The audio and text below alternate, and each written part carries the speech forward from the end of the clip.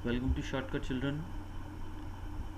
This is Shine Sir. Our today's poem is The Tale of Custard the Dragon. The poet is Ogden Nash.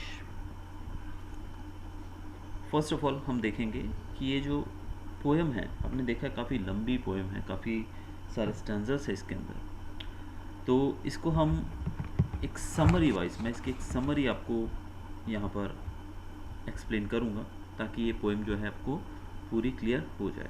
ये poem काफ़ी easy है। It is in the form of a story only, जिसको poetic form में लिखा गया है। Actual में एक बैलेड है। बैलेड कहा जाता है एक सॉन्ग को जो वीर लोगों की, जो उनकी बहादुरी के जो किस्से होते हैं उनको गाकर जो व्यक्त किया जाता है in the form of songs. ये उसी प्रकार से ये कविता लिखी गई है, लेकिन ये पोएम जो है ये एक ह्यूमरस बैलेड कहा गया है। क्यों? क्योंकि इसमें एक ड्रैगन के बारे में बताया गया है, और ड्रैगन जो है वो किस प्रकार से, जिसको डरपोक कहा गया है, लेकिन वो फिर भी जब मुसीबत आती है तो बाकी सबसे ज़्यादा बहादुरी से ये ड्रैगन ही उस मुसीबत का सामना करता है। तो चलिए शुरू करते हैं हमारी poem the tale of custard the dragon. यहाँ पर नाम जो है कस्टर्ड, ये ड्रैगन का नाम है। अब बात करते हैं बेलिंडा की। बेलिंडा जो कि एक लड़की है, वो अपने पेट्स के साथ अपने सफ़ेद रंग के घर में रहती है। उसका घर कैसा है? वाइट हाउस है, जहाँ पर वो अपने पेट्स मतलब उसके पालतू जानवर है, उसके साथ रहती है वो। इन पेट्स में कौन कौन से जानवर हैं वो देखते हैं। पहला है ब्लैक किटन, एक काले रंग का बिल्ली का बच्चा है। दूसरा अ ग्रे माउस, एक ग्रे कलर का माउस है, चूहा है। अ येलो डॉग, और एक ड्रैगन है जिसका नाम हमने जैसे पोएम के हेडिंग में देख लिया हमने, कस्टर्ड। ये सब जब भी कभी इनको बाहर जाना होता है तो किस में बैठकर जाते हैं? They all go in red wagon. ये रेड वैगन में बैठकर बाहर जाते हैं। और इनके नाम किस प्रकार से दिए गए वो देखते हैं। द किटन, किटन जो है वो ब्लैक कलर का है, इसीलिए उसको नाम दिया गया है इंक। किटन का नाम इंक क्यों दिया गया है? क्योंकि वो काले रंग का है। हमारी स्याही होती है जो इंक, उस प्रकार से उसको नाम दिया गया है kitten, ink. The mouse, mouse जो है उसको नाम दिया गया है ब्लिंक, क्योंकि वो बहुत ही छोटा है, इस कारण से उसको नाम दिया गया है ब्लिंक। और डॉग जो है उसका कलर थोड़ा येलोइश है, इस कारण से उसको नाम दिया गया मस्टर्ड। और जो ड्रैगन है वो बहुत ही डरपोक है, बहुत ही ज़्यादा वो डरपोक माना गया है, and she called him custard, इसीलिए उसको नाम दिया गया है कस्टर्ड। कस्टर्ड जो है एक पूरा मतलब कंप्लीट बड़ा एक ड्रैगन था, और वो किसी भी बड़े खतरे के सामने अपने आप को इजीली डिफेंड कर सके, यानी कि अपनी रक्षा कर सके किसी भी खतरे के सामने, वो इसमें पूरा सक्षम था, क्योंकि वो बहुत ही ज़्यादा बड़ा था। आप ड्रैगन के बारे में जानते हैं, आपने मूवीज़ में देखा होगा। और ऑल्दो इट इज़ इमेजिनरी, जो हम लोग देखते हैं वो सब इमेजिनरी रहता है, लेकिन फिर भी जो ड्रैगन हमने नाम सुना है, मूवीज़ के अंदर देखा भी, कितना बड़ा रहता है वो। इतना बड़ा प्राणी जिसके बहुत ही बड़े बड़े दांत होते हैं, और उसकी पीठ पे तीखे तीखे कांटेदार, जैसे डायनासोर्स के पीछे देखा ना आपने, कांटेदार जैसे स्पाइक्स बने होते हैं, कांटे बने, तो वैसे होते हैं उसकी पीठ के ऊपर। और उसकी बैली पे स्केल्स बने होते हैं, यानी कि उसके पेट के ऊपर जैसे स्केल्स, धारियाँ बनी होती हैं एक तरह से, जैसे फिश के ऊपर स्केल्स होते हैं वैसे। और उसके पंजे जो हैं वो डैगर की तरह हैं, पंजे डैगर की तरह। डैगर मतलब यहाँ पर एक तीखा चाकू, एक तीक्ष्ण हथियार, यानी कि बहुत ही तेज़ नाइफ हम कह सकते हैं, डैगर। और सबसे बड़ी बात, ये जो ड्रैगन है ये क्या कर सकता है? आप जानते हैं ड्रैगन क्या कर सकता है? वो ज़्यादा फेमस होता है किसके लिए? अपने मुंह से आग उगलने के लिए। तो वैसे ही ये जो कस्टर्ड है ये भी आग उगलने में सक्षम है। तो हम कह सकते हैं कि ये सब प्राणी जो हैं, उसमें एक तो बिल्ली है छोटी सी, एक चूहा है, एक डॉग है, और चौथा है हमारा कस्टर्ड द ड्रैगन। तो इन सब में मेन जो जानवर रहा, मेन जो पेट रहा, वो तो कस्टर्ड है, यानी कि ड्रैगन है, लेकिन फिर भी उसको डरपोक क्यों कहा जा रहा है? चलिए आगे देखते हैं हमारी पोएम के अंदर। अब ये जो तीन जानवर हैं छोटे, इंक, ब्लिंक और मस्टर्ड, ये अपने आप को बहुत ही ब्रेव कहते हैं, ये बहुत ही बहादुर हैं। भले ये साइज़ में बहुत ही छोटे हैं, लेकिन फिर भी ये कस्टर्ड से भी ज़्यादा अपने आप को बहादुर बताते हैं।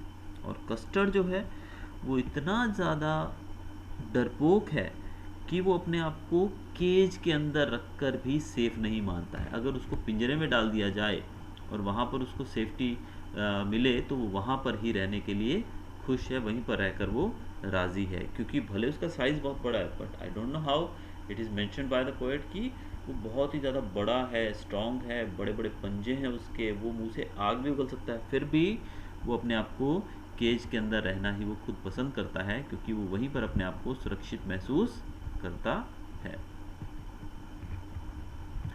अब आगे देखें हम, आगे बताया गया है कि बेलिंडा जो है वो इंक, ब्लिंक और मस्टर्ड को बहुत ही ब्रेव बताती है, और जो हमारा कस्टर्ड है उसको एक डरपोक, एक कावर्ड की तरह दर्शाया गया है इस कविता के अंदर। बेलिंडा जो है वो अपने तीनों पेट्स को तो बहुत ही ब्रेव बताती है, बहुत ही स्ट्रांग बताती है, बहुत ही बहादुर बताती है, ऑल्दो वो साइज में बहुत छोटे हैं, लेकिन जो ड्रैगन है उसको ये सब लोग मिलकर चिढ़ाते हैं, उसका मजाक उड़ाते हैं और उसको कंपेयर करते हैं किससे? पर्सिवल से। अब यहाँ पर देखिएगा ये वर्ड जो है पर्सिवल, पर्सिवल का अर्थ होता है किंग आर्थर जो थे, जो राजा आर्थर थे, उनका एक बहुत ही बहादुर योद्धा था, जो उनकी फौज में एक बहुत ही बहादुर योद्धा था जिसका नाम था पर्सिवल, तो उसी से उसको कंपेयर किया जाता है। अब देखिए पर्सिवल तो बहुत बहादुर था, लेकिन ये शब्द जो यूज़ किया जा रहा है किसके लिए? कस्टर्ड के लिए, जबकि कस्टर्ड तो बताया गया बहुत ही डरपोक था, लेकिन उसका मजाक उड़ाने के लिए, यानी कि उसको एक व्यंग्य के रूप में उसको किंग आर्थर के उस नाइट, उस बहादुर योद्धा से कंपेयर किया गया है। वो उसको बड़े रूडली ये कहकर बुलाते हैं, क्या कहते हैं उसको? पर्सिवल, और वो उस पर बहुत ज़्यादा हंसते हैं, वो सब उसका बहुत मजाक उड़ाते हैं, क्योंकि कस्टर्ड जो है वो समय समय पर बहुत ज़्यादा डर जाता है। जब भी कभी कुछ मुसीबत आती है तो कस्टर्ड प्रेफर करता है कि वो केज के अंदर बंद हो जाए, और इसी बात को लेकर बाकी जो जानवर हैं वो उसका बहुत ही ज़्यादा मजाक उड़ाते हैं। मस्टर्ड जो है, जो कि डॉग है, वो उससे ऑफन पूछता रहता है, अक्सर पूछता रहता है कि तुम कितने साल के हो, यानी कि तुम कितने बड़े हो, लेकिन तुम तो छोटी छोटी चीज़ों से डर जाते हो, तुम हो तो बहुत बड़े, तुम्हारी उम्र भी काफ़ी है, तुम्हारा साइज़ भी हम सबसे बहुत बड़ा, लेकिन फिर भी छोटी छोटी चीज़ों से भी तुम डर जाते हो। बेलिंडा और उसके पेट्स जो हैं वो सब जब बैठे होते हैं तभी उनको एक अनप्लेजेंट साउंड सुनता है। अनप्लेजेंट साउंड का मतलब एक ऐसा साउंड जो कि उनको खतरे का अंदेशा देता है कि कुछ खतरा आ रहा है। तभी मस्टर्ड जो था, जो कि डॉग था, उसने अपनी सेंस से, यानी कि आपको पता है कुत्ता जो है, डॉग जो है, वो स्मेल करके किसी भी चीज़ को जल्दी भांप लेता है, वो अपनी स्मेलिंग सेंस से सूंघ कर ग्रॉलिंग करने लगता है, यानी कि भौंकने लगता है थोड़ा थोड़ा। इंक और बेलिंडा जो है वो घबरा जाते हैं, वो डर जाते हैं, और डर के मारे वो चिल्लाने लगते हैं। और तभी वो देखते हैं कि उनकी घर की छत पे एक पायरेट चढ़ा हुआ है। क्या चढ़ा हुआ है? पायरेट। पायरेट आप जानते हैं किसको कहते हैं हम, आपने सबने मूवी देखी होगी Hollywood, the pirates of the Caribbean. तो ये जो था एक समुद्री लुटेरा, डाकू जिसको कहा जाता है, तो एक पायरेट जो था वो इनकी छत पर चढ़कर इनके घर में आने की कोशिश कर रहा था विंडो के द्वारा। पायरेट जो था, ये जो समुद्री लुटेरा था, ये जो डाकू था, इसके हाथ में एक, दोनों हाथ में उसके गन्स थी, मतलब उसके हाथ में बंदूकें थी, और उसने अपने दांतों के अंदर एक तेज तरार नाइफ, एक चाकू दबा रखा था। उसकी लंबी दाढ़ी थी, और उसकी जो टांग थी, एक पैर जो था वो वुडन का था, यानी कि उसका एक पाँव लकड़ी का था, यानी कि उसका अपीयरेंस कैसा था? एक बहुत ही खतरनाक उसका अपीयरेंस था, बहुत ही ज़्यादा खतरनाक वो देखने में लग रहा था, बहुत ही ज़्यादा बुरा इंसान लग रहा था। बेलिंडा जोर से चिल्लाई हेल्प के लिए, और इसी दौरान मस्टर्ड वहाँ से भाग गया। इंक जो था वो भी जाकर बेसमेंट में छुप गया, और ब्लिंक जो था वो अपने माउस होल, जो होल था चूहे का जहाँ पर वो रहता था, वो वहाँ जाकर छुप गया। कस्टर्ड ने सबको सरप्राइज्ड कर दिया। कस्टर्ड कौन है हमारा? जो ड्रैगन है, ड्रैगन जो है हमने देखा अब तक कि उसको काफ़ी डरपोक बताया गया है और वो अपने पिंजरे के अंदर रहना पसंद करता है छुपकर। लेकिन वो सामने आया, उसने जंप किया और बड़े गुस्से से चिल्लाता हुआ, गुर्राता हुआ वो उस पायरेट की तरफ बढ़ने लगा।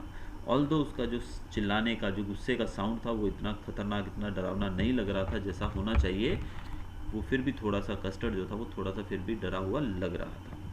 फिर कस्टर्ड ने अपनी पूंछ से, उसकी जो पूंछ थी ड्रैगन की, उसने उस पूंछ को जोर से ज़मीन पे पछाड़ा, जोर से उसको नीचे पछाड़ा।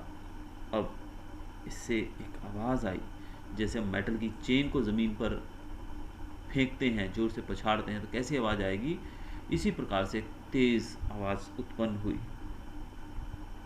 अब वो धीरे धीरे पायरेट की तरफ बढ़ने लगा, जैसे कि एक बड़ा सा बर्ड, एक बड़ा सा पक्षी, एक वॉर्म, एक कीड़े को खाने के लिए आगे बढ़ रहा होता है। पायरेट जो था, जो वो डाकू था, उसको पता था कि उसके पास बचने का अब कोई चांस नहीं है, इसलिए वो अपनी जेब से अल्कोहल निकालता है, शराब निकालता है और उसको पी लेता है और वो प्रिपेयर हो जाता है ज़िंदा खाए जाने के लिए, क्योंकि ड्रैगन तो इतना बड़ा होता है कि वो तो एक इंसान को खाएगा तो डकार भी न ले, शायद इतना बड़ा रहता है वो ड्रैगन, आप सब जानते हैं इस बात को। अब जो पायरेट था वो थोड़ा अल्कोहल पी के अपने आप को प्रिपेयर कर लेता है कि अब मैं मरने वाला हूँ, लेकिन इसी दौरान वो पायरेट जो था वो 2 गन शॉट्स चलाता है। क्या चलाता है? 2 गन शॉट्स चलाता है। किसके ऊपर? कस्टर्ड के ऊपर। अब जो 2 गोलियां उसके ऊपर चलाई जाती हैं, लेकिन इत्तेफाक से वो दोनों गोलियां जो थी वो अपना निशाना चूक जाती हैं, गोलियां अपना निशाना चूक जाती हैं और फाइनली कस्टर्ड जो था वो पायरेट तक पहुंचकर उसको एक ही बाइट में खा जाता है। अब ये बात देखकर जब वो पायरेट वहाँ नहीं रहता है, उसको जब खा लिया जाता है तो सब लोग खुशी के मारे उछलने लगते हैं और बाहर आ जाते हैं अपने अपने बिलों से, अपने अपने जहाँ पर वो छुपे हुए थे उन जगहों से वो बाहर आ जाते हैं। बाहर आकर बेलिंडा जो थी वो कस्टर्ड को एक हक करती है, मस्टर्ड जो था वो उसको लिक करता है और जो बाकी प्राणी थे, बाकी जो किटन और माउस था, वो अपने अपने तरीके से उसके लिए अपना आभार जताते हैं, उसको अपना प्यार उसकी तरफ जताते हैं। इंक और ब्लिंक खुशी के मारे नाचने लगते हैं, क्योंकि अब सब कुछ क्या हो गया, फिर से नॉर्मल हो गया है, सब कुछ एकदम ठीक हो चुका है फिर से। Blink, ink and mustard and Belinda वो सब अब भी अपने आप को ब्रेव बताते हैं। उनको ये बात तो पता है कि मुसीबत के समय जब पायरेट आया था तो बहादुरी किसने दिखाई थी? कस्टर्ड ने, उस ड्रैगन ने, जो कि नॉर्मल सिचुएशन में अपने आप को कावर्ड बताता है, जो कि बहुत ही डरा हुआ महसूस करता है। लेकिन जब रियल में, जब असलियत में मुसीबत से सामना हुआ तो बाकी लोग जो अपने आप को 30 मार खां बताते थे वो सब अपने अपने बिलों में घुस गए और सामने आया तो ये कस्टर्ड ही था जिसने उन सबको बचाया। लेकिन आज भी कस्टर्ड जो है उसको सब लोग एक डरपोक ड्रैगन ही मानते हैं और बाकी लोग जो हैं वो अपनी अपनी बहादुरी के किस्से, अपनी अपनी बहादुरी का जो उनका किस्सा है वो आज भी सुनाते हैं सबको और वो अपने आप को आज भी बहादुर फील करते हैं, वो सोचते हैं कि वही सबसे बहादुर हैं। तो इस प्रकार से जो कस्टर्ड था उसकी आज भी कोई वैल्यू वहाँ पर नहीं है। तो यही मैसेज इस कविता से हमको मिलता है कि कुछ लोग, कुछ आपके जो विरोधी हैं, कुछ जो लोग हैं जो आपके विरोध में रहते हैं, जो आपके अगेंस्ट में रहते हैं, यानी कि आपके अपोजर्स या आपके अपोजिशन वाले, उनको आपके अंदर कभी भी कोई गुण नहीं दिखेगा, वो आपकी कभी भी वैल्यू नहीं करेंगे, भले आप कितनी भी अच्छी अच्छी क्वालिटीज़ अपनी उनके सामने निकाल कर रख दीजिए या फिर उनकी आप कितनी भी मदद करिए, किसी भी हालत में आप उनकी हेल्प करिए, लेकिन वो कभी भी आपकी गुड क्वालिटीज़ को नहीं देखना चाहेंगे। और यही हुआ कस्टर्ड के मामले में भी। कस्टर्ड ने सबकी जान बचाई, लेकिन फिर भी जैसे ही वो सिचुएशन ख़त्म हुई, वो ख़राब दौर ख़त्म हुआ, सब लोग अपने अपने हिसाब से फिर पुरानी सिचुएशन में लौट गए, सब लोग अपने आप को उसी जगह पर ले आए कि वो सब बहादुर हैं, और कस्टर्ड को एक डरपोक ड्रैगन के रूप में पेश किया जाने लगा। तो इसी प्रकार से जो हमारे विरोधी हैं, हमारे जो दुश्मन हैं, हमारे जो कम्पिटिटर्स हैं, वो कभी भी हमारी तरक्की से, हमारी अच्छी क्वालिटीज़ को देखना नहीं चाहेंगे, भले हम कितनी भी अच्छी क्वालिटीज़ उनके सामने पेश कर दें। तो ये थी बहुत ही एक इंटरेस्टिंग और बहुत ही ह्यूमरस पोएम जिसको लिखा था ऑगडन नैश ने। Hopefully you enjoyed the video. अगर आपको वीडियो अच्छा लगा हो तो please like, share and subscribe my channel. Thanks for watching.